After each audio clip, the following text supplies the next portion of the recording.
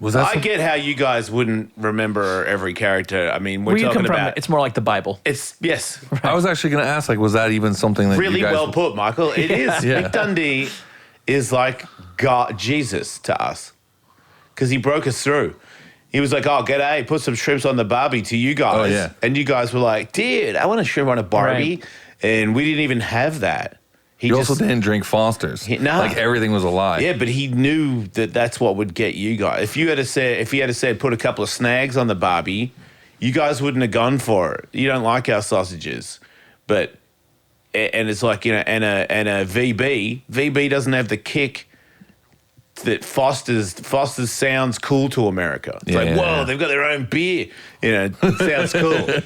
He knew exactly what he was doing, and he gave us the kickoff that sent the rest of us to glory. It was the giant can that did it. Yeah, the big can was what sold us all. For sure. Wait, there was a... Yeah, the can was massive. Because it was bigger, yeah. Yes. Yeah. That seemed and you thought appropriately- that's all the cans that we use? Yeah, we were like, these guys are great. Yeah. Look at the size of the can they drink out of. We only drink out of those size cans. Yeah, because it was like the equivalent of, like, we had the tall boy. Yeah. And then to us, it was like, wait, this is the normal size can? They almost Check it be out. monsters down there. Back in the day, we never had that.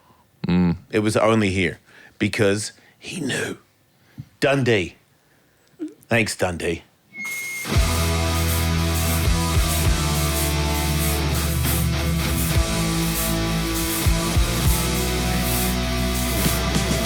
My balls is totally moving, new and improving. Now that we get back up, I've got the heart and desire. My balls are on fire, ready to take us to the top. Welcome to the show. Did you know that your mom is scrubbing up?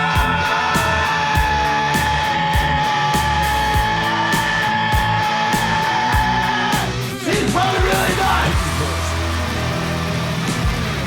All hail the King of the West! That's how you start the show. Welcome to the show. When the dust settles, we'll have a guest. This is appropriate. Right? Yes. Because Brian Scotto is here, CEO of Hoonigan. Just make shit up. Just make it up. That's cool. It's fine. Chief Creative Officer. It's just a bunch of letters that don't mean shit. It's cool. He's in charge of a lot of shit. I've seen it. Stuff. Oh, are we keeping it PG? Yeah, it's a podcast, YouTube, blah, blah. Oh, yeah. Shout out to YouTube. So, yeah. You're in charge of a lot of stuff, but Scotto is... Hoonigan is a brand, and they are the ambassadors of burnouts and doing cool stuff with cars. And you can't see Scotto yet, right? Like, I can just do this for a Kind minute. of, yeah. Just keep going. I got a little hyped on that. I was actually curious how much you knew about me, so I would let you keep going. Well, I know that he was involved in... He was a writer, and he did articles and stuff, and he was into cars, but he was more into... you could do like ads. He could do ad campaign photography. Keep going. He did a lot of that stuff and designing stuff. And he was so good at what he was doing that when he met Ken Block was like, dude, you've got to work with me. We've got to work together. We've got to start stuff. And then you were like, you know what? I believe in this kid. I'm going to totally invest in it. And then you became his right-hand man. And then he became ridiculously big in several different things. And it seemed like to me that Scotto became in charge of every one of those things. And it looked like a lot. And then if he was in charge of Hoonigan and they're all bouncing off the walls, they don't know what's going on. And he organizes them. And then he organizes I feel like, I mean, I'm good friends with Tony Hawk. I feel like Ken Block is as busy, if not busier. And Tony doesn't, if you're like, hey, man, you want to meet me for lunch? He's like, dude, what day, what time, like what country? Because I'm here, and here. But it seemed like you were in charge of all that stuff he really trusted you. Yeah, no, for sure. And I I don't remember really know him- why at first, but Yeah, that's a good point. 'Cause Yeah. I don't remember him trusting anybody. I don't remember him ever leaning on anybody, but I can say that it looked like that to me, that he would lean on you for a lot of stuff. Yeah, it was weird because, when I met Ken, so I met him on the Gumball rally. You remember the Gumball Yeah, 3000? yeah. So, like, Where rich people go to show you how much money they have. how rich they are. Yeah, and then do they stop and they celebrate and brag about how much money they have, and then they buy a more expensive car, or sometimes they break a car and then Yeah. they buy another supercar while they're there, and they get a taxi to Yeah. the place ahead, and they're like $250,000, $500,000 cars, no problem. I'm sure there were some sweethearts on that, but it seemed to me that I know there were some celebrities who were great people along for the ride, but the people who paid to be there, if some accident had happened to everybody in the Gumball, the world's douche population would have fallen. Yeah, but by unfortunately, like 0.1%. unfortunately, It's they almost all of them, Michael.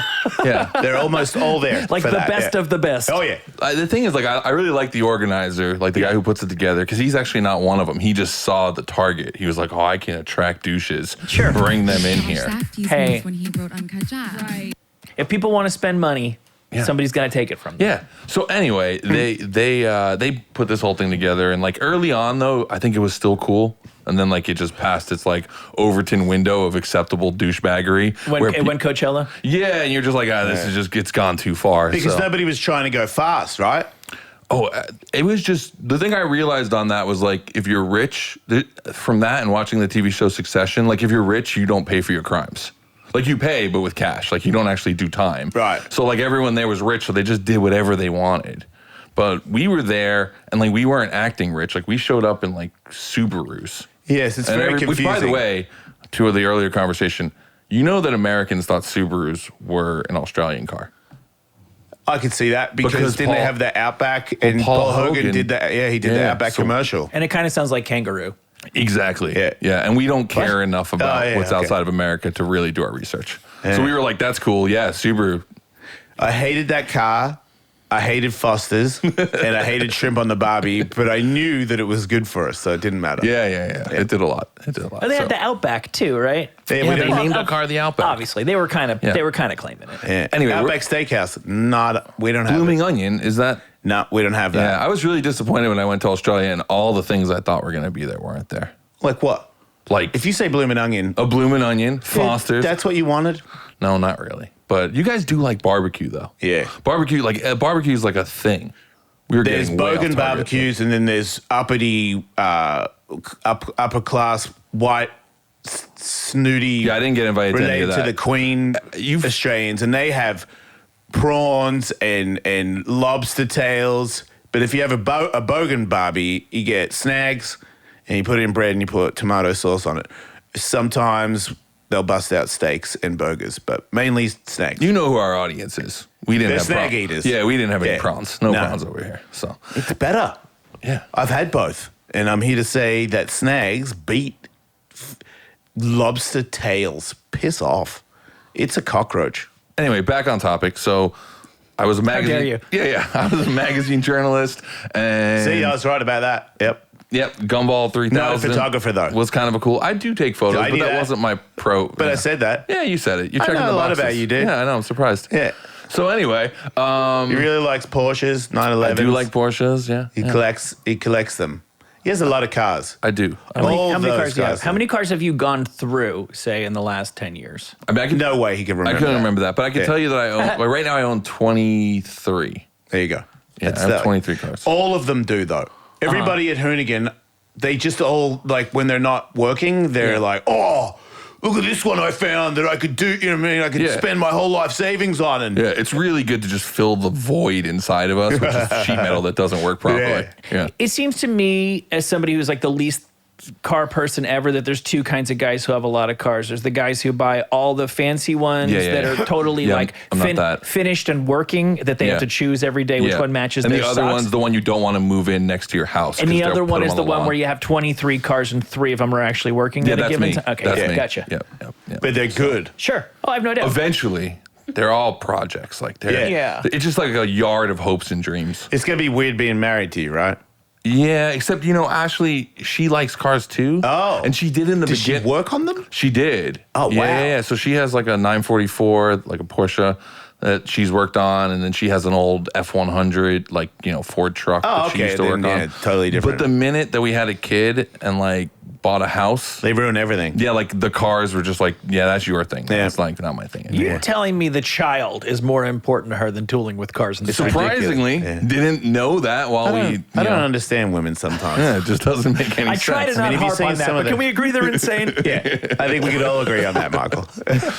So anyway, I think I probably won't get to tell the story by the time we get to the end, but I'll keep going. So anyway, I meet Ken. Yeah. Right, that's where we're back there. So Yeah. I meet Ken. Was it Rally that you met him? It was the gumball. And it's not like a rally. It's not like a race. It's just like... But was he doing Rally already? No, yeah, he had already been doing Rally for 1 year. So this was like his rookie year of Rally racing. Okay. The story quick, Pam Zam. Yes, of course. She was DC. She helped me DC through many years. Yeah, so she was like my contact at DC. I called. I knew that Deirdre had ran it the year before, and I was at a magazine called Rides, which was like celebrity car culture, but it was mostly hip hop. And I really wanted to bring like some non-hip hop element into it. So I knew Deirdre was going. So I said, hey, is there any possibility that we can connect with him afterwards? It was like the week of Gumball, and get some photos and debrief. Yeah. Right. And Pam calls me back 3 hours later, and she's like, hey, Ken Block, which at the time I think she said was like the president of DC, which I don't think was actually ever his title, but I was like, yeah, sure. He owned it. Yeah, but he wasn't like in the forefront. Like I grew up skateboarding. I didn't really know who Ken was. I knew who you were. It's weird. I knew who Deirdre was, but I didn't know Ken and Damon. I knew If you're not in skateboarding, then sure. But if you're in skateboarding, that's the industry. You though. knew that they were kingpins. Right. But that was if you were in the industry. Like if you were just some like street kid who was skating in New York City, like you didn't know who the businessmen behind it. You just knew the guys in the magazine, right? Yep. So anyway, long story short, Ken was like, if he can be in Trafalgar Square, which by the way I didn't even know how to pronounce the one that he invited me there, it was like Trafalgar. He was like, you could be in Trafalgar Square by tomorrow. You can get in the back of my car and join me on the Gumball 3000. So I like headed straight from work to the airport with a backpack, flew to London. Sick. Yeah, joined them on the Gumball. And it was weird because at the event, I kicked it off best with like Deirdre and Black because like they were just wanting to have fun. And they were also filming the pilot for what would eventually be Robin Big. Oh, okay. So wow. Ruben was there and they were filming this pilot. We got involved in a hockey Czech Republic won the hockey championship while we were there, and we were like involved in a full-on riot, like rolling taxi cabs over and shit. Cool. It was sick. Anyway, all of that, and then Damon Way was there. I spent a lot of time with Damon. Even though I was sitting in the car with Ken, I barely talked to him. I felt like he was just very Ken, Like I talked to Lucy, but like Ken was just like, all right, this guy's here. He's gonna write some cool stuff about us, so I guess I'll have to deal with him. Yep. Sounds about right. Yeah, and then we he was just the one who was the most guarded out of everybody. And then at some point, he realized that I liked rally racing. He popped open the laptop, started showing me all the POV of all of his stuff racing.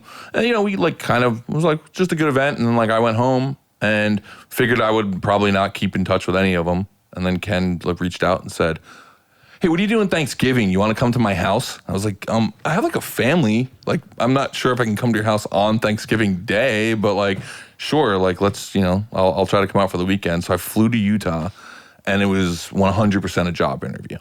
He had the whole DC Mountain Lab video laid out on the table. I was like, what do you think about this? And how about this? And, I was like, this dude flew me to his house to just kind of he was testing me. It was like an audition. He knew that you knew stuff that could help get things looking better. Yeah, so that was it. And then from there, we just started doing a couple different projects together. And then eventually we did Gymkhana, which was that thing that really jettisoned Ken from just being what I always love referring to him as the shoe tycoon turned rally driver, because that's what everyone called him, was in the automotive world. He was the shoe tycoon. Wow. And then he started, then Gymkhana film hit, and after that it all just changed. It was Gymkhana your idea as well, or where did that all come from? So after Rides, or kind of parallel, I did another magazine called 0 to 60, which was pure performance car mag. Yeah. And we had a column in the magazine that Ken did. It was a 2-page feature front of the book. So every month we had to come up with a different idea for Ken to do. Okay. So some of it was stuff he was already doing. He did that big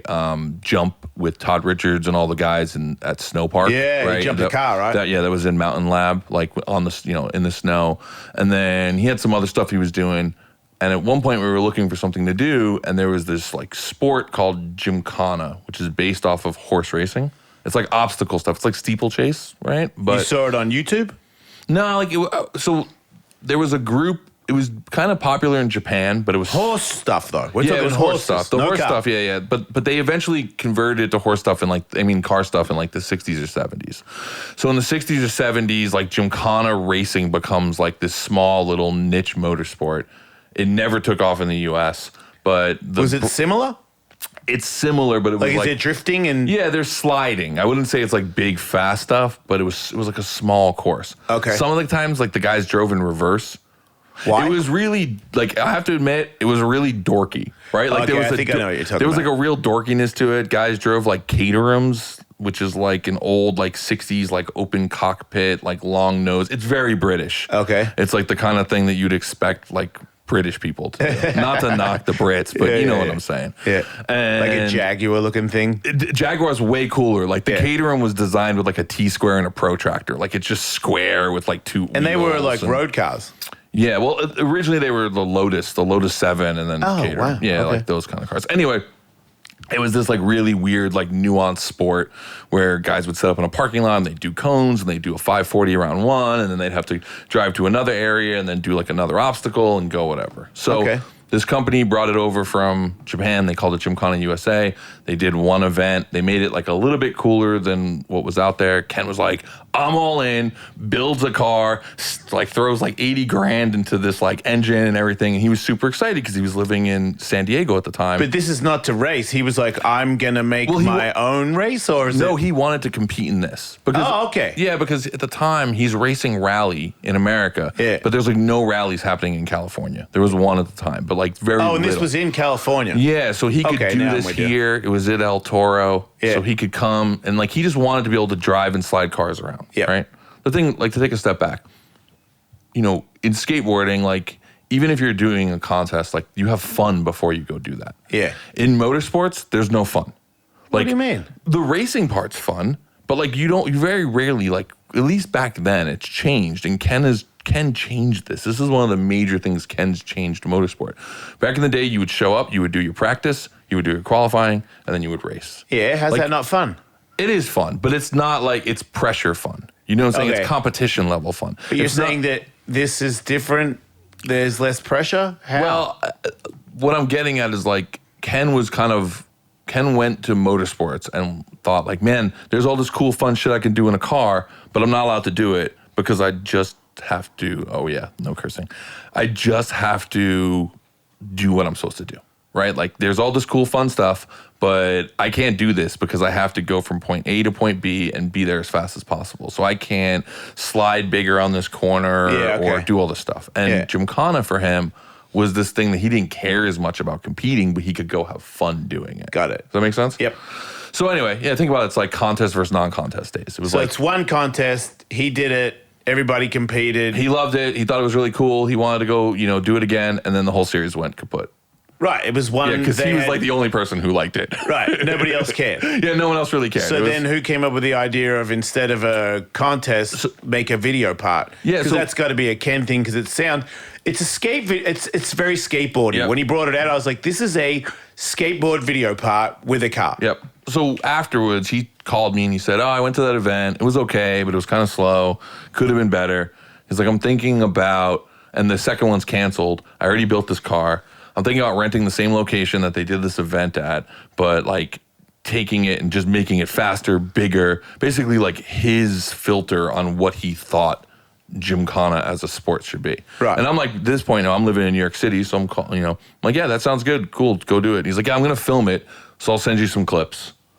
So he started sending me clips, and I realized this is 2008. So like sending a clip meant I'd like download it at noon, and at like 7 p.m. I'd actually be able to watch it. Right? Wow. So like he'd send me a clip, like, oh, that's really cool. And then that started to kind of be the idea of, hey, there's something here. We should put this together.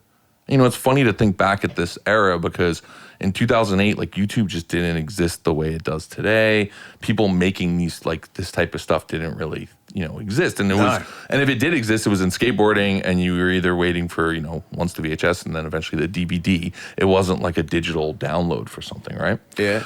So anyway, he was at that point, putting this all together, and eventually it became this idea of like, hey, we should release this as a video. And that's where like we started to layer in the bigger ideas, like, oh, he should do a donut around a Segway, because like that had never been done before. The idea of like someone doing a donut around something as it was in motion hadn't been done. And we thought about all these other ideas of like, oh, it should be a motorized bar stool and all these different things. And then eventually we landed on Segway, because the idea was like, that was when Segway tours in parks were really big. Yeah. So you'd like go to Love Park and some dude be rolling around with a helmet on, a Segway. Yeah. And we thought, everybody hates those people. I remember seeing In the Rain in Beverly Hills a family with the raincoats that they gave them to wear and a little rain hat, and they were all on those things going down the street. And I was like, this dad has no idea what he has done to this family. Like, no idea. I don't care what country you're from, dude. This was unnecessary. Yeah. And it's like, it was the most uncool thing It's so bad. ever. Yeah. It was the most, I remember. I did that movie, Paul Blart Mall Cop, and that was like, I never even knew they existed, and it was there it was in front of the, and Kevin James was like, you going to give it a go? And I was like, nah. He's like, no. And I was like, yeah, no. And he's like, why not? Is it like a skateboard thing or something? I was like, I guess you could call it that, yeah. Yeah. It's just a general dignity thing. Yeah. Thank you. Some people get it, man. Yeah. The dignity. It is. I love being anal about certain things. Like certain things, I know it's wrong. I know it doesn't make sense, but I really, screw you, man. Like that thing is embarrassing, and if you don't catch it first glimpse, that's cool for you. But that. Yeah. So anyway, my first famous moment was doing the Segway. I gave up my dignity and I got to be on the Segway. But no, it's a little bit different. You're allowed to Segway if someone does burnouts around you. But that was cool. Thanks, I appreciate you, bud. That was Tully's favorite bit. We got to get more of that Segway guy. That's what he was like thinking. any way he leans, it just knows. When he gets scared, it stops and saves him. So, yeah, but it was like, and then that all started to come together, and the film came out, and it just like exploded. Yeah, absolutely exploded. Let me ask you something about that. I don't want to be indelicate about this, but I knew Ken by reputation from what Jason said, and I gathered that he did the DC thing and probably walked away from that with a significant amount of money, and he didn't necessarily need to make money from the next thing he was going to do. It was a passion project. Did you, from the start, see the potential of this? Or I looked at it and was like, yeah, if this guy breaks even, I'm sure he'll be happy. He just wants to do this. At what point did you realize what the ambition was for that? And at what point did you realize this might actually happen? This could be as big as DC or bigger. I don't know. It's a good question, because realize the first Gymkhana film comes out in 2008. We don't actually officially start Hoonigan until 2010. And during those 2 years, you're watching all the stuff around Ken explode inside of DC. And I mean, I'll air it out now, but there was a lot of people internally at DC who were pissed about this, because you have this core skate brand, or a brand that's still trying to be a core skate brand. And the founder, the co-founder, chief brand officer is creating t-shirts that are outselling a lot of the skaters. I remember being in the X Games, and I missed the final by one spot, and I think he got like a silver or a bronze. Yeah. And I saw him afterwards, and I was like, I gotta say it, because I'm your friend. What's the point of me? And he just started laughing at me, but I was like, seriously, I'm not on TV. I didn't make the cut. You got second. What is the point of me? Like, you don't need this. You should just do it yourself. And it caused a bunch of ripples inside of DC, because it was also selling really, really well in Europe, because like motorsports is just so much bigger in Europe. And Europe wanted to go all in. They're like, this is great, this is great. And the US office is like, no, like, we're going to lose who we are as a brand at DC. And so they kind of pumped the brakes. And at that time, it was called DC Teamworks. And you had Travis Pastrana, Dave Mira, and Ken were all doing it.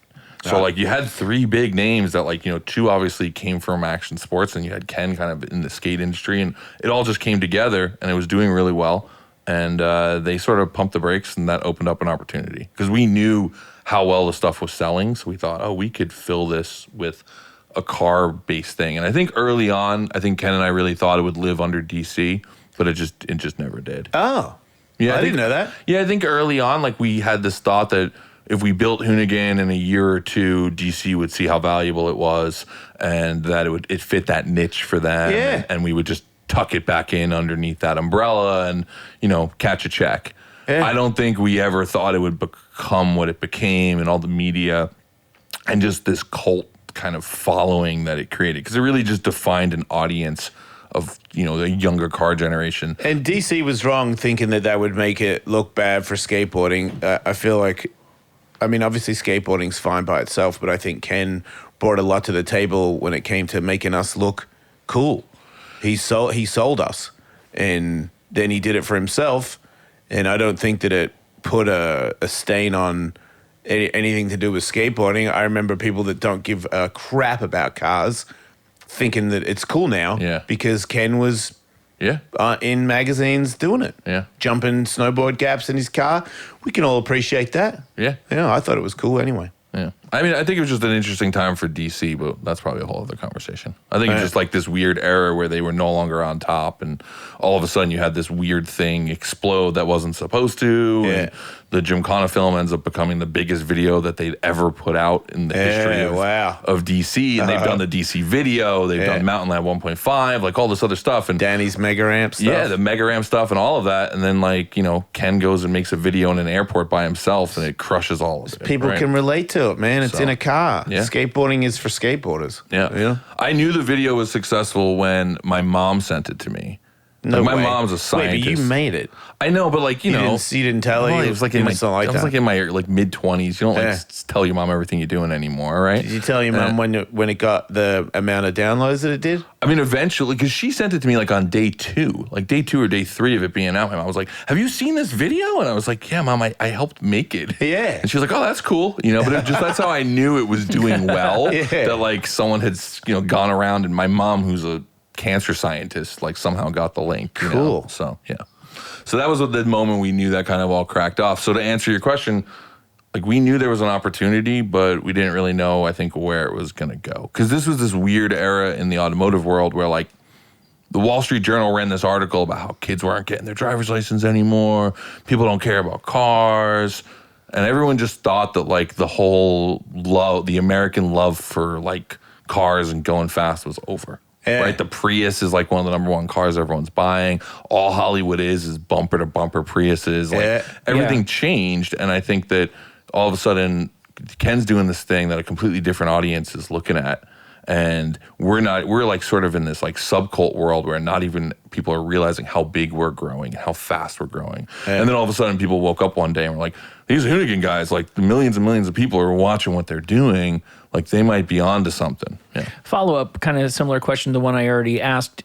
Do you think Ken was saying there's this huge untapped market, or do you think he was kind of as surprised as everyone else that there was such a big receptive audience waiting for that? Oh, I think we were all surprised. I had a feeling, but I was also the geeky car dude who was in that world and living it. So I'm no, there's all these people. I remember when Ken first came to me and said, "Hey, I'm thinking about doing some DCs for automotive. Do you think car guys would buy DC?" I was like, "You don't understand." I was like, "It's such a drought of coolness in the automotive world right now that anyone who embraces automotive, they're going to embrace back. Because there is nothing that is uniquely ours in the car world at the time." So, how, as somebody who was planted firmly in that world, how did the car world react to him coming in? And all of them could have theoretically made that same video. He kind of just comes in from a different world and drinks their milkshake. No, you're saying you're already working for you're working for a magazine. Yeah, There's people who are making their living promoting this stuff, trying to look cool doing this stuff. No, but the problem was people weren't. That he created this paradigm shift in the way people saw motorsports, right? So to give you some background, the world of rally racing in the United States at that time was just it didn't even exist. Right. The joke I always just had was, if a car races in the woods and there's no one there to see it, did it even effing happen? Because you would spend the whole weekend, you'd have these ups and downs, and then when it was over, no one knew you raced. So Ken realized, and that's what Ken loved. Ken loved racing. So Ken really built all of this just so he could go race cars in the woods. He created this whole thing so people would give him money to go race cars in the woods. Which, to your earlier question, I don't know why he just didn't pay. I mean, he had money from DC. He could have gone on his own, but I think he just wanted to be able to justify it at first, and then I think it became addictive, right? Like, I think at first it was like he just wanted to justify to sponsors like DC and Monster and PF Goodrich, were some of his early guys, that like, hey, we could do something cool, and obviously Subaru. And then all of a sudden it became this thing. And it became like a freight train, and it kept getting bigger and bigger and bigger. And there was definitely a moment, 6 or 7 years in, where I think Ken was a little over it at a certain point, and it was just like frustrating. And, we just realized that like we started something that like at that point we couldn't stop. Right? Like we had created this thing where kids are tattooing Hoonigans themselves, like at, not like a couple, like at an alarming rate. Like every day I'm getting another DM of like, check out this full chest piece I got of Hoonigan. And it was just this cult thing that was moving, and we weren't going to be able to step away. Somebody had a giant wolf knife logo on their whole stomach, and I was like, what the? That's bigger than my one, dude. Yeah, exactly. How's that? Yeah. We had a rule, by the way. Ken and I had a rule, which anyone who had a Hoonigan tattoo couldn't work at Hoonigan. It's fair. we just figured there was a line there that maybe we would keep off. Something off. No disrespect, but no. It's just a different thing. Some people can like stuff too much. It can happen. By the way, I love everyone if you're listening and you have a Hoonigan tattoo. Yeah. Oh, I love the dude with the wolf knife tattoo. He knows that. Thank you for the support. But it was this thing that just kind of like blew up out of nowhere, and here's a funny story. So when the first film came out, like YouTube existed, but like no one really was using it yet, right? I don't even think Google had bought it yet. So Ken uploads the video to his website, because at the time everyone had websites, right? This is like really kind of pre-Facebook. MySpace is like just for putting, alienating your friends by not putting them in your top 8. Like at this point, there's not really a platform for this. So we throw it up on kenblockracing.com. And a month goes by, and Ken gets an email from like his, service provider, and they're like, "Yeah, you owe us $28,000 because 10 million, website visits came this month." We had no idea that it had done that well. We put the video out. We didn't have like a view counter on the thing. We put the video out, and people talked about it, and that was where we saw the value. The blogs and magazines talked about the video. It wasn't even in our programming yet to think. Views are what matter. We didn't even know that. And a month later, Ken calls me. He's like, dude, I don't have the budget right now for this to like pay $28,000 a month if this keeps doing like this. What can we do? And I'm like, dude, I did some research. There's this thing called YouTube, and we don't even have to pay them to put the video up there. Fast forward years later, we make money off of YouTube. But at the time, it was just like, we can put the video there and people can go watch it. I remember there was a time where there was a guy, one of the top 10 YouTube guys was a guy who did these completely unremarkable blues guitar solos in his house. And then he'd post one, and then he would just click on it, reload. And he was one of the top YouTubers just because he sat there clicking on his own videos. Yeah. It was just such a different era. It was like Wild Wild West YouTube days too. Yeah. There was like, I don't think there was even an algorithm that was functioning, not anywhere like it is today. Oh, the good old there days. Was no money to be made. There was no AdSense. There was none of that. It was South Park like did a whole episode arc about making fun of people who thought they would ever make money off of the internet. Yeah, and now look at it. Yeah. Yeah, look at people like Mr. Beast. It's crazy. Hey everybody, Jason Ellis here talking about Liquid Death, the future of beverages. They have a new vibe out, the teas. They got 3 different flavored iced teas. And because I'm a part owner, they sent me a couple of cases of each one. And I drank them all. No one else got to taste them. Sorry. I hear they're terrific. Trust me, they're good. My bad. Liquid Death sent me some more cases. They're really tasty. Liquid Death is already the premier brand when it comes to hydration. Everybody's drinking water and bubbly water. Some of us are doing it quite a bit cooler than everybody else. That's those of us who are hip to Liquid Death and the great things. That's right. I'm pretty hip when it comes pretty cool. to sparkling water. Wow, we're pretty cool. They nailed the perfect amount of sweet. Just as sweet as it needs to be, no sweeter than that. And that is one of the biggest things for me when it comes to flavored drinks. And that's why I can't even pick a favorite, theoretically, since I didn't actually get to try any. Sorry. Among Peach one's my favorite. Leafer, Rest in Peach, and Armless Palmer. Maybe I need to go buy some. Lucky for me, Liquid Death's new iced teas are available with free shipping on Amazon and at retailers near you and me. Do we have a discount code, Michael? As an added bonus, Jason Ellis Show listeners get 20% off their first Liquid Death apparel purchase, available exclusively at liquiddeath.com/Ellis. Exclusions may apply. That's liquiddeath.com/Ellis. Please go, everybody. Show Liquid Death. The Jason Ellis Show is still here. Thank you. Or we'll kill you. So, I have a tough question. It's not tough, but I just have to bring it up. Like, at Ken's funeral, like I saw people, you talked, I talked, Rob did, a few other people did, but I already knew that you really loved Ken, but it was super apparent that day, you know what I mean, that it meant a lot to you, and then to realize that, you're still running the show, you're helping his family, and you're like, are you in charge of, you've been put in charge of everything, and you've lost your friend. Yeah, like, that's been a lot, man. It's been a lot, right? Yeah. How are you doing, dude? I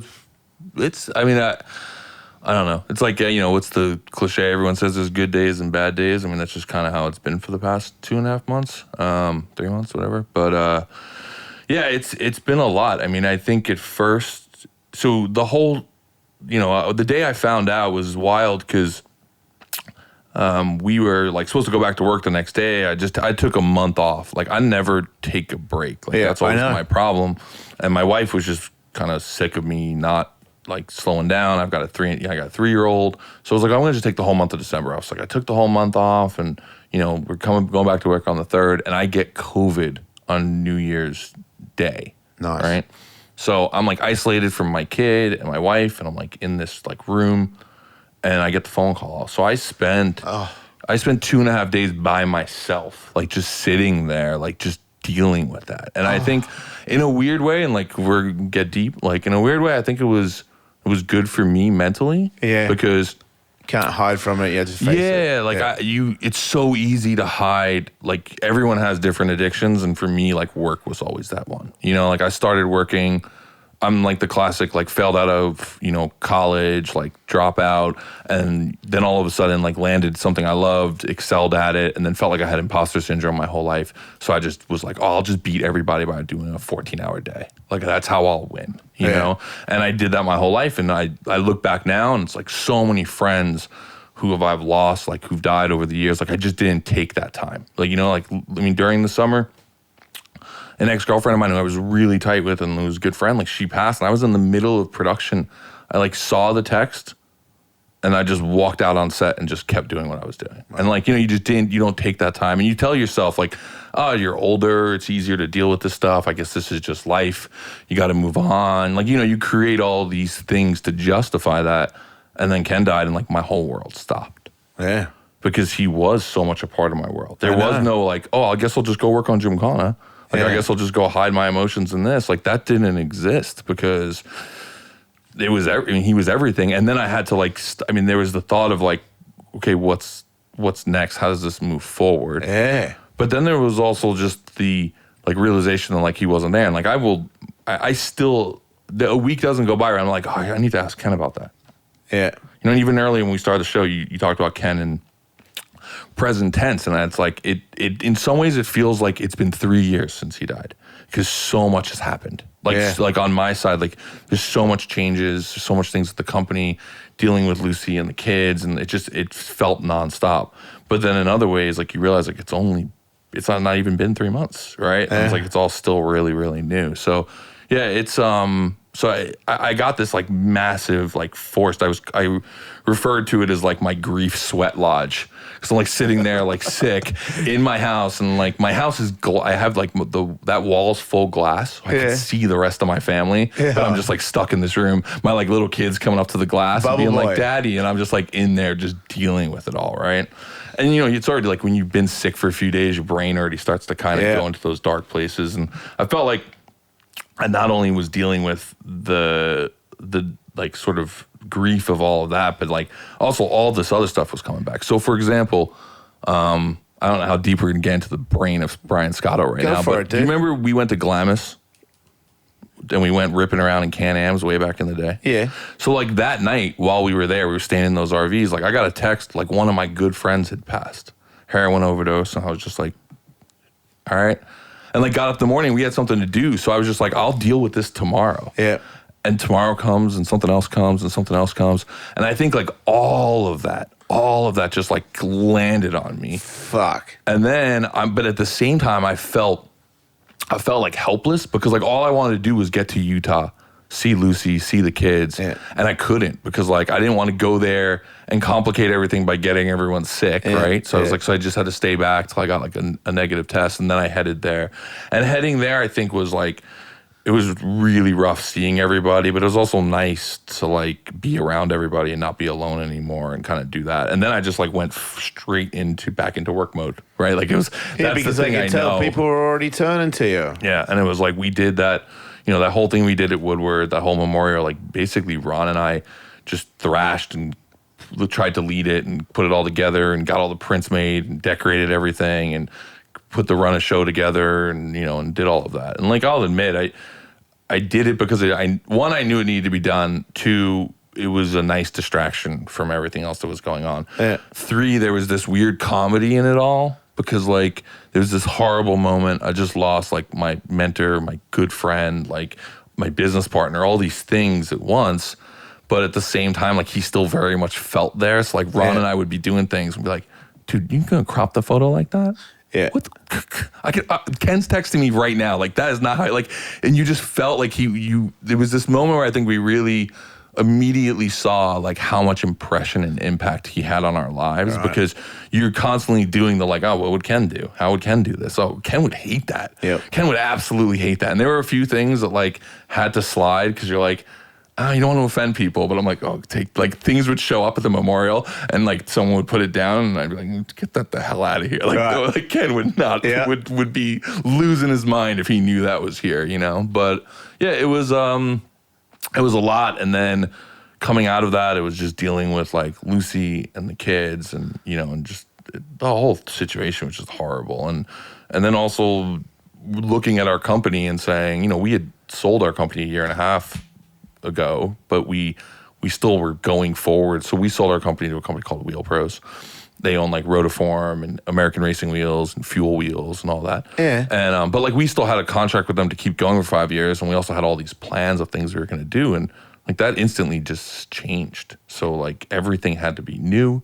We had to think through everything again. And the first 10 days, I really just fought not putting my head there. Like I just didn't want to like be in work mode. I wanted to be like in pick up the pieces and sort of recovery mode for the family and kind of figuring all that stuff out. But at the same time, the last conversation I had with Ken was about his daughter, Leah. And like all Ken cared about in the last year was like his kids going racing. Like he was kind of done with his story, right? Like I think he got to a point where he was happy with the story he had created for himself. And now it was about that next piece, right? Yeah. So then that became a big focus, right? Like how do we get... Because that's what's happening, right? That's what's happening. I just got back from... Lucy's racing, right? Lucy and Leah racing. We just did the 100 Acre Wood Rally, which was Ken's, like, that was his event. Like, he dominated there. He won 6 events in a row there, like, at one point. I mean, that was his event.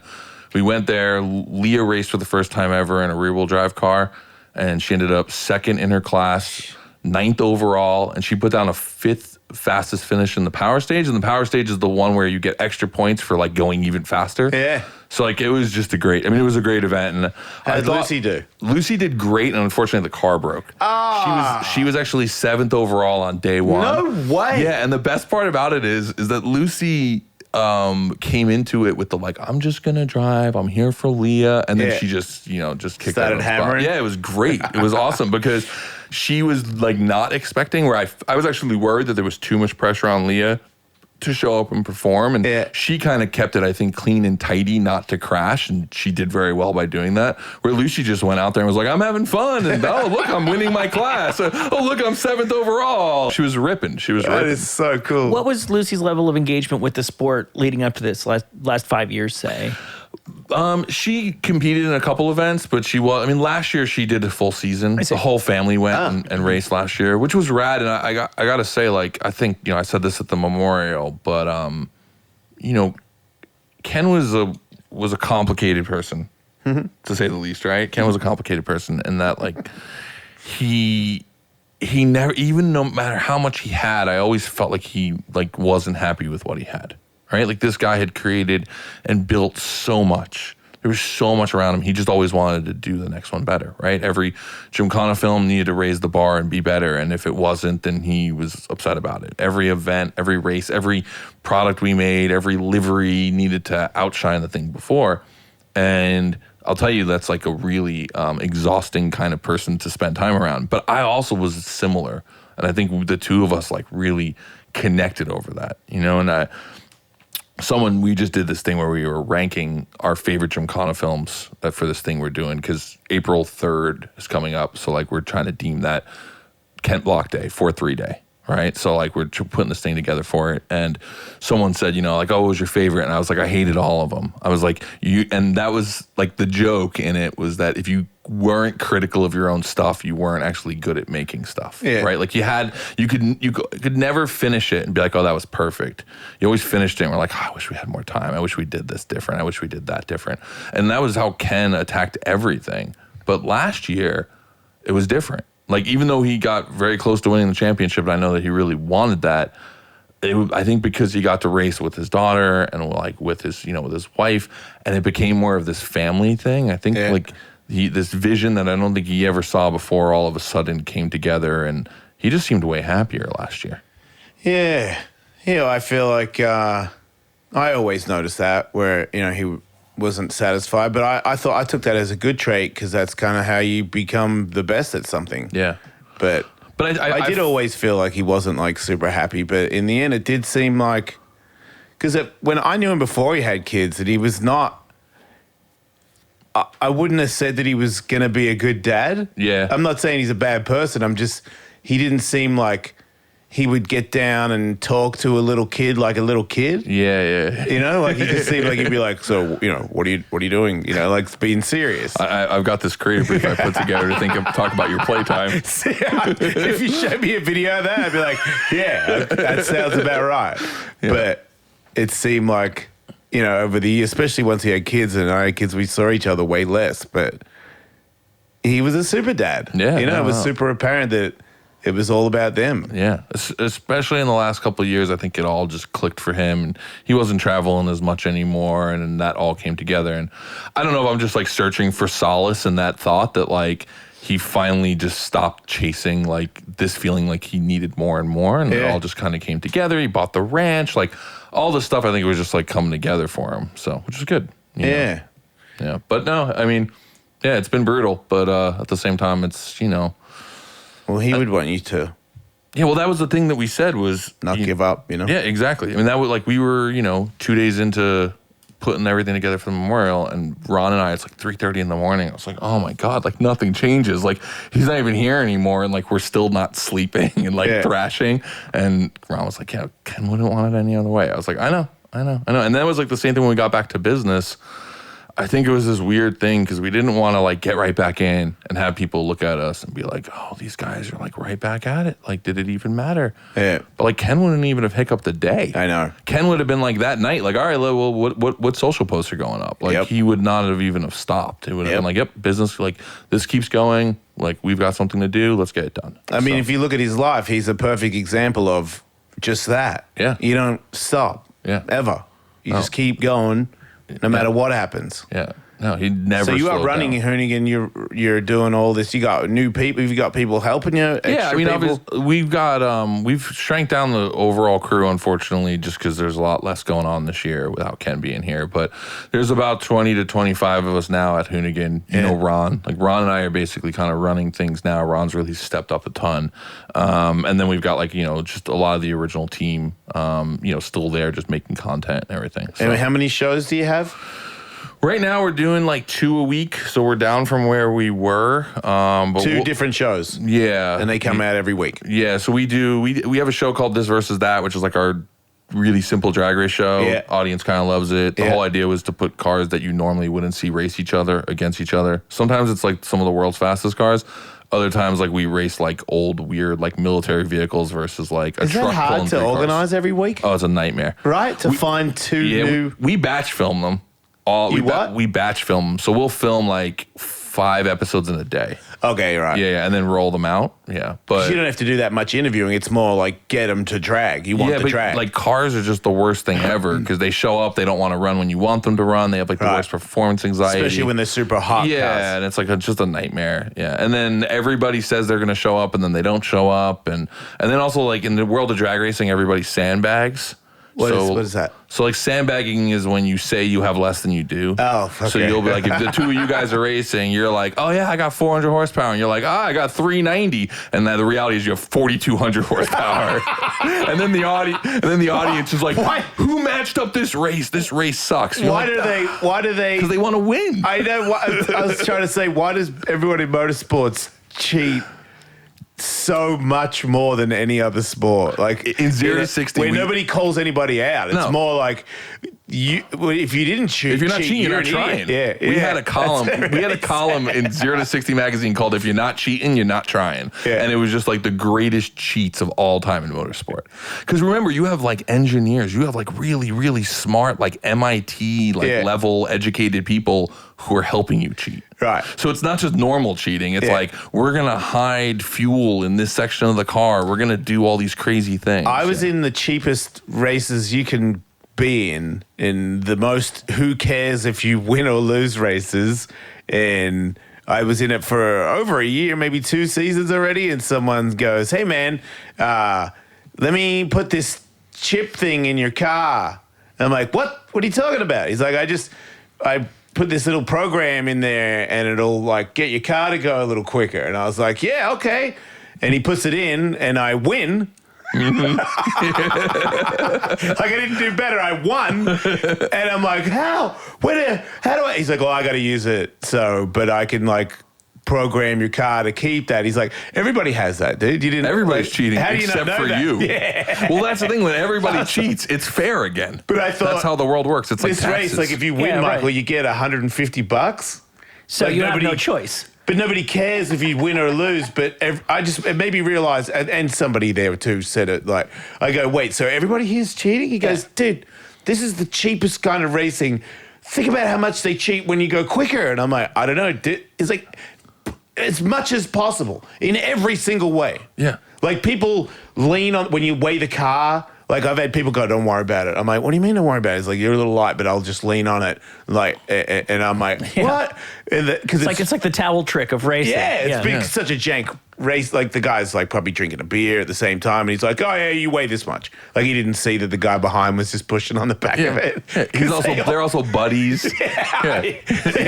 It's all just Yeah, man. Racing's all about cheating. yeah. It's like you wish MMA like why don't they have a organization where everyone is just straight up allowed to be on steroids? Right. Oh, I'm fully into that, by the way. That's motorsports. Yeah. Imagine like just all sports. Like they just launched the XFL. Imagine the XFL was like, yep, these guys are on steroids. I just think there should be a different world for that, particularly because of like the guys who age out of the UFC. Yeah. Nobody's saying if you can figure out a way to make a living or you save enough money, no one's saying you need to go to Belarus and join the steroid FC. We're just saying. Oh man, we're just steroid saying, FC is it's got a ring to it. We're just saying it exists. Yeah, Vitor Belfort, and you're welcome to go join it. And nobody cares what you're doing over there. Who's the victim in this? What about if you do steroid? all the people who are competing, but yeah. Oh yeah, but There's they that. love this game, Brian. Exactly. Yeah. They're here for And it. I saw plenty of those guys this morning at LA Fitness. There's guys who are still going to do this. Oh yeah. What about regardless of whether or steroids not- and slap fighting? I wonder if you could slap someone's face off. I'm going to slap his Yo, face slap. off. The slap fighting stuff is amazing. Dude, I got a DM yesterday from a fan of the show and a fan of Ellis Mania, and he is a professional slap fighter. Why does it feel like this is going to end up with you getting slapped? I couldn't respond. He obviously isn't that much of a fan because he doesn't know that my opinion of slap fighting. What is your opinion of slap fighting? It's hideous. It's it wouldn't amazing. bother me if It is built Wait, for you like TikTok. it? Yeah, no, yeah. it's not that I like it. It's just it works. I just think that there will come a time where even the dumbest fan goes, I've seen it. Because it's just the same slap knockout over and over again. There's never anything. Yeah, it's a one-trick pony. Right. So you get bored of it. My only beef is that Dana White did it. Like if you have I've seen slap fighting. It's been in Russia for years. Good for you. If you want to do that and make $500, good for you. Right. But don't bring it in as a part of mixed martial arts. Like don't think that if you're an MMA fighter, you're a slap fighter. No offense to slap fighters. I get it, man. It's tough out there. If you can make money slapping somebody and you get to go on tour or be on a TV show, so is slap fighting more than a joke? Because I really just thought it was like, is it on a level that's real serious now? Okay. I'm assuming the people that are competing and getting knocked out on the weekend are pretty serious. Dana White promoted it vigorously, not in a tongue-in-cheek fashion. Yeah, he has a UFC fighter, the middleweight champion, ex-champion, is one of the announcers. Oh, okay, yeah, sorry. I haven't been keeping up on the slap fighting. Very few people have. That's sort of his problem. It's like more people saw him slap his wife than saw the entire first season. It's like Street League. Just go, Rob Dyrdek goes, right, rollerblading is in Street League. And they're using the same course, using the same thing. Yeah, it's all over. Got, Tony Hawk's the announcer. Like, no. He really slapped him there. Yeah. That's what he says. Yeah. No, I don't want anyone to get mad at me. If that's what you're doing, that's what you're doing. I just, like same with rollerblade. I don't have no beef with, inline yourself to death. I don't care.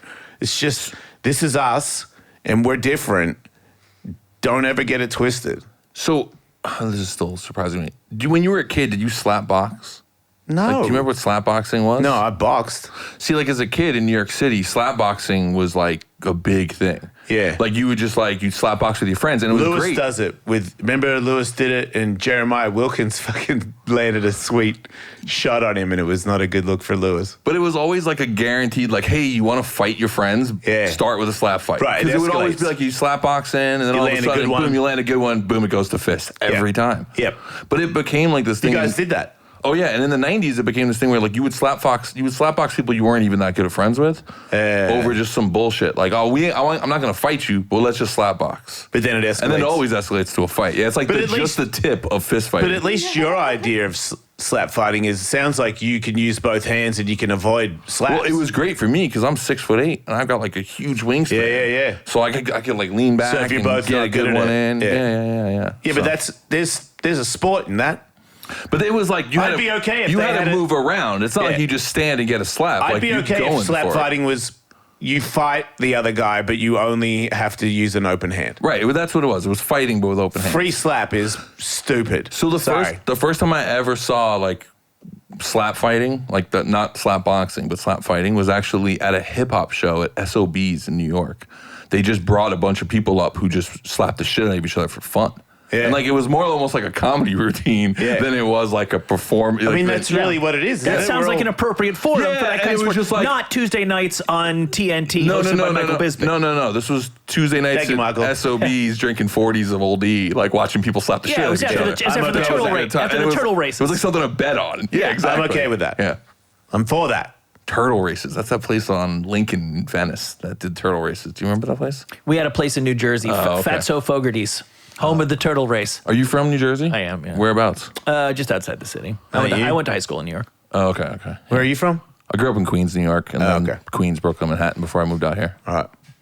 There's a idea I've had for years of the mini bike race with obstacles and then having these boxes on corners where there's things in there people dressed as I thought it'd be really cool to have somebody dressed in a cow suit. So it's two people in a cow suit, and it walks out of the little tunnel in front of you when you're going around the corner when you're racing. So it's just to get out of the way. You could be in front.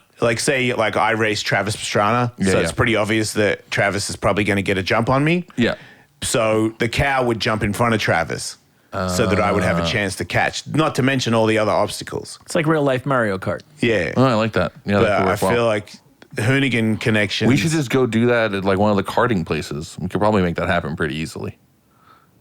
Go-karting? Yeah, but have it have bikes. In their facility. Yeah. Because you can't. We can just do it after hours. Because if you ran over two people in a cow suit and a go-kart, that would break their legs. Oh, yeah, that's probably a good point. But if it's a mini bike, you're still gonna hurt. Not only in the turn. So when you have to slow down in the turn, that's when the cow comes out, not on straightaways. You could also I got it all hire, figured you could out. hire some underemployed slap fighters. Those guys can take a shot. Yeah, that's a good point. And then I thought about having UFC fighters and firemen, and they're on the corners so they can like kick you over, or the fireman can shoot you with his fire hose, I like that. right? And then I thought the best one is pool gap, where it's just like the thin little thing you got to ride over, and if you don't make it over, you fall in the pool. But you know, Travis is all about hydroplaning, so he would just go flat across the water. Yeah, That's you the got to go move. faster hydroplane. I don't know if you could do it on a mini bike. Travis has like his own science. He Yeah, just I says like believe his that. own math. It doesn't make any sense, but it always works. But it always works. Sort of. I mean, except for that time that he fell out of a building and broke his dick. But Wait, other what? than that. He broke his dick? Did you not watch Gymkhana with Travis in it? Yeah. We had him jump out of a building as the opening. I felt horrible about this, by the way, but now it's kind of funny. With a parachute, right? With a parachute. Parachute Yeah. didn't open properly. Oh. Wait, I Did you didn't. miss this? I know he got hurt, but I thought he hurt his neck or something. I didn't know he hurt Well, he his broke penis. his pelvis. Yeah, But then he he, hurt his but then he separated separated what? his urethra from his bladder. Oh. Yeah. Yeah, and so it was pretty rough, and Wait, the penis cord? yeah. Came out of his penis penis? cord came out, well, out of the bladder, so internally, and then just like filled him with blood. So do they have to sew your penis cord back on? I didn't get that far because realized like I was the one who said action, and then moments later. You don't feel bad because you had to No, be I the one. felt pretty bad that But moment. he wanted to jump. He wanna wants it. to jump. Yeah, but like you have to understand, Travis is you have to be really careful with Travis because with Ken, you're like, hey Ken, I want you to jump out of a building, and he'd be like, yeah, F off. Yeah. Travis, you're like, hey, I want to jump out of a building. He's like, okay, whatever, I'll make you happy.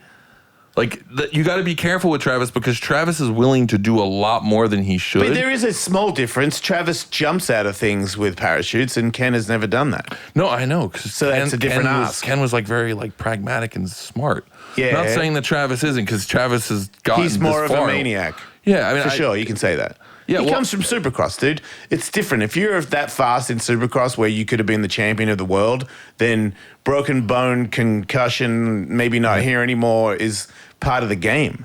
Yeah, he comes from that. I asked him before. I was like, "Hey, man, like you're kind of like you really have broken yourself." And he was like, "Well, if I didn't do this, I probably just would have worked construction. So I just have to look at this as like part of what like I had to pay to have everything I have in life for my family." And Yeah, I was like, 'cause he okay, does that's one have- way to justify it. I mean, if you have to add up things that he has, he has the most, and he's up there with, the Matt Hoffmans of the world when it comes to how many injuries. You could do a documentary on just his surgeries, Injuries. Oh, and yeah. you'd be like, "How's this dude walking?" And not only is he walking, he's doing stuff today. I mean, he got top 10 in NASCAR, or almost, didn't he? I know he did really. Yeah, I think he was in top 10. He Got hit also, at the last lap, but he was in the top 10. But like, I mean, he broke himself and then got back in the car and filmed Gymkhana with us just a few months later. So he couldn't walk because he cracked his pelvis, and then he had all this internal bleeding. This dude lands, hits the floor, and the first thing he says is like he's begging someone to bring over a walkie so he could talk to me. and he's tell like, you. And he's like, listen, I could get back in the car just so we can finish this scene. And like that day? yeah, like realize at this point, like He's bleeding internally. There's literally blood filling his testicles to the size of like a balloon at a kid's birthday party. Did he have a huge balls? I didn't see it, but he showed the photo to Vinny at Hoonigan, and Vinny was like, dude, it's the most disturbing thing I've ever seen. Black and blue everywhere. Yeah, just smashed potatoes. I've always had a theory about Travis. I don't know him at all, but I remember him saying one time that he gets night terrors. Yeah. And I honestly believe that he doesn't, there's something wrong with him, that when he's supposed to get scared, it doesn't happen. Oh, like the opposite of the fear gene. It gets stored. And then when he sleeps, all of a sudden that it hits him like 12 hours Interesting later. theory. Yeah, I feel like you should talk to him more about that, because that's won't listen to definitely. Yeah, I don't know how much I'm allowed to talk about his night terrors, so I won't. But you can talk about his huge balls. I only though. know because he's mentioned them on this show. Yeah, but I know it was a big problem for him. I know it was a Right. big problem for him to travel and like all of that, because it was just difficult for him. I don't know the specifics, but I don't Yeah. think that's crazy. I think Yeah. there's some delayed reaction thing. Like, So he doesn't have a healthy fear in the moment, like, everybody in Supercross is very, very brave. Yeah. But that extra layer of I'm Dude, I not can really. get pretty close to it. Like when I was in my prime, I got hurt like every 3 months. Yeah. Pretty bad. Like hospital, broken stuff, and knocked out. And it got to the point where I remember thinking I can't handle it. Like I can't keep doing it like this. Like if I can't start like getting away with more stuff, then I'm gonna back off a little bit, because it was not the pain, it was the constant pain. Did you back off of it? Yeah. I started to like hesitate on certain things, because I'm like, I don't want to go back to the ER right now. I'm done with that. So then when you started training and actually started fighting, like, was that not in your head? No, it's not as dangerous. That sounds so stupid. Yeah. But it's not. It's not. Like if you skate mega ramp, fighting is not that dangerous. Yeah. I could be wrong. I guess you know. I mean, it'd be different if you were fighting. I'm not in the UFC. I'm not fighting, Right. Izzy. I'm fighting a guy that's like kind of as good as me. Yeah. So we have, So like you kind of know the parameters of how badly you get might knocked get out. hurt. You get knocked out. You could get your arm broken, Yeah. and that's kind of on the scale of I can do that to win. I can do that. Yeah. I can commit to that, but not all the time. Like I'm done. I don't want to. That's the other thing. When I did fight and I got a license, it made me realize that I probably started way too late, because I don't want to live like this. I'll do it one time and then I go back to working with Michael and we fart joke and I smoke weed. And I eat pizza. Like if you're in the game and it's your job, you got to be in shape, ready for a fight at all times. People drop out, you lose your opponent. They call you and say you need a guy, and all of a sudden the guy, you're like, wow, this guy's way better than me. But they're like, I'm giving you this shot. If you beat this guy, you get a career. Yeah. So I know enough to know that that's a young man's game. Where you just wake up, go to hospital, you starve, train, live in that little anxious thing where you're like, I hope I win. It's not about getting hurt. Yeah. It's about winning. I way rather, if you break my arm and I win, cool. I remember when we did that episode where you raced in the morning. Such a and bad then idea. Fought at the end of the day. Because I got to such a bad- spend a lot of time with you through all of that. And like it was a glimpse into like all the stuff that goes into fighting and prep before the actual fight. Right. 'Cause I don't It's think I way ever more saw than the all fight. that. Yeah. And I remember like leading into it and I was like telling my wife, I was like, I kind of think I want to get into fighting. Like, cause I enjoyed, not like on a professional level, but I really enjoyed fighting as a kid. Yeah. Right. Like I was like, getting into fights was always fun. I was like, I can see this. Like, it looks like a great way to stay healthy. And then I think like there was this moment where I was just watching you almost break that dude's arm in the ring. And I mean, you said to me, like, if I have to break this arm, I don't want to have to break his arm, but I'll break his arm if I have to. And then I just hearing like the crunching. I was like, yeah, you know what? I don't think I want to do this anymore. Yeah. Like I got to that point where I was like, I'm just too old for that kind of injury. That's just not the thing I go want to the gym and inflict for train. Yeah. Having real fights is, might be over the top. Yeah. Do you miss it? Yeah. I miss What do you miss more, that or skating? winning. Oh, I skate. I know, but like, Oh, do I? I miss skating good. yeah. Yeah. I miss. Not saying you're not good. I didn't mean to come out that way, but I mean, am. like, It's okay. You're like I coming. miss that more than anything else that I've ever Yeah. had in my life. Yeah. Maybe some dogs and some cats I miss more, but Yeah. I miss being easy. Yeah. Like I still like going, and when I make a trick, I'm like, whoa, and then I got all my old friends, they're like, nice one, you know what I mean, you old bastard, and that feels good. Yeah. But there was a time there where I didn't have to think, it just flowed, and it's not flowing. Yeah.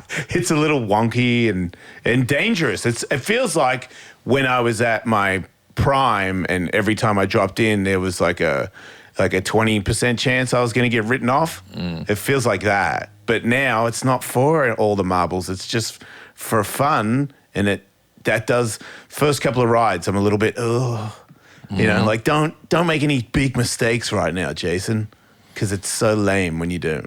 Yeah. But I love it's so cheesy. I can't believe I'm going to say it. The camaraderie. I love my friends. No, I love that was skating such a with my great part friends. of it. Yeah. That was like, growing up in New York City, so I'm 43 now, which for the longest time I felt like I was one of the young kids in the group. Now I'm like the old guy. But I skated for a few years and then I moved over to BMX. And I really moved over to BMX just because, like, I like the mechanicals of BMX. Like, I like the too parts big to and the skate. wheels. Yeah, I got too You big. have a different board. You're really too big. I got too big to ride BMX too. Which Yeah, I kinda can see that sucked. too. And that was, it wasn't. I'll tell you, it was Too wobbly. It's like all too close in for you. You're too big. I jumped on a skateboard the other day on a This vs. That set for the first time I'd been on a skateboard in a decade. Yeah. And like the other kid the kid whose deck it was probably like 120 pounds and Yeah. I'm like 290. Yeah. And like the trucks were so wobbly that like I could barely like just like keep balance it's the on wrong it. board. Yeah. I could still ollie, no kickflips anymore. Somebody, I got an OnlyFans. Somebody paid me to skate naked, so I ollied the stairs this morning in the backyard, and I had like running shoes on instead of skate shoes, and I ollied one gap, and then I tried to ollie the grass gap and came up short and took a shoulder block on the ground and landed on a dog toy, so it went wee when I skidded. But that hurt. That's the type of stuff you get on your OnlyFans. That sounds pretty good. Yeah, well, yeah. It's just what people ask for. Do you stink? Because you're a car guy. Do you stink? I mean, like kind of. This is my deodorant company. Wait, you have a deodorant company? Yeah, now? Hume. They make deodorant and they Can I make see? body spray, but pick with one of those. If you want to take them, really, dude? You can take them to your stinky friends. You if said want. pick one. I took one, and then you dropped the other two. Well, I meant you were going to smell them and Oh, pick okay, the one you okay. wanted. There's I was multiple. picking based multiple choice. fully on color. So. They don't test on animals and stuff, so you know it's Does good. it have aluminum in it? No, and it works Oh, because yeah. I sweat like a maniac and it works. So I back it. That is earthy. What's this one? There's a lot of options. One smells like watermelon. It's my favorite. This one's pretty good. I like this one. And then there's what one's that called? Where's the? On the green on the lid. Oh, On the side. this is. It just says feel good, smell happy. On the side, Desert Bloom. of course. Desert Bloom. Yeah. I feel like I'm like shopping for colors at Sherman Williams. Oh, I think it's fun. What is this one? Where can I like this everybody one. I think see I you, like this Scotto? one We the gotta better. go. Amber Woods. Wait, it's over? Yeah. I thought we were just getting warmed up, guys.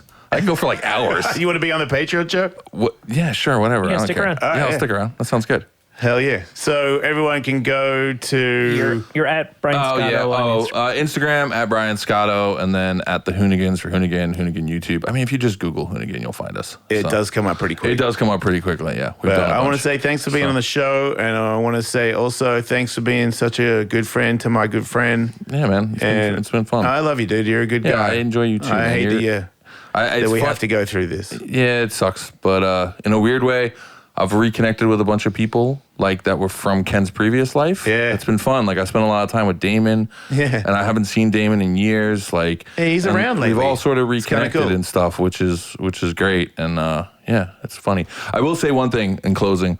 Ken was always kind of jealous that you and I became friends What? because Oh, this like is good. Yeah. Thank you for telling me this. This is so good. But he because like Wait, hit stop. Let's start another episode. well, because like I would be like, oh, I did this thing with Ellis. He's like, it's just so weird to me that like you and Ellis are like friends now. But then at the same time, I'd be What like, about oh. the fact that him and I were friends? That's weird. That's way weirder. But he loved because we'd like get on a call about something like very business related, like Yeah. contracts issues, and he'd be like, so what's up with Ellis? Because he knew like he saw something, and I was like, I'd like tell him a story because you know you're a ridiculous human being. Yeah. And Ken loved ridiculous human beings. Like, Yeah. he surrounded himself because he was like. To some levels, like a very normal person. If in some levels, he was also a ridiculous human being I was himself. gonna say, yeah. But he liked ridiculous human beings. So Yeah. he'd be like, "Oh yeah, what's going on?" And I would like, oh yeah, well, like he raced cars in the morning, and then he almost broke some dude's in the arm in the afternoon. He was like, "Oh, Ellis," and then he would tell me an Ellis story, Aw. like a story of like when you lived with him. But then I would be like, "Oh, Ellis told me this story about you," because realize I didn't know Party Ken. I've only partied with Ken twice. Oh, okay. In the 15 years, Yeah, I like got some 16, good 18 ones. years I knew him. So I'd be like, oh yeah, Kane's telling me the story about like sushi and blah, blah, blah, and da, da, da. And he'd be like, oh yeah, it was good times back then. Suck So, it. yeah. That's awesome. Ken did love sushi. That's how the story went. Thanks for being on the show, Scotto. We'll be back next week, everybody. Enjoy your lives. Don't die. What?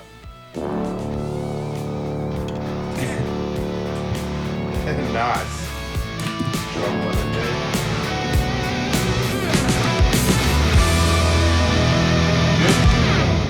press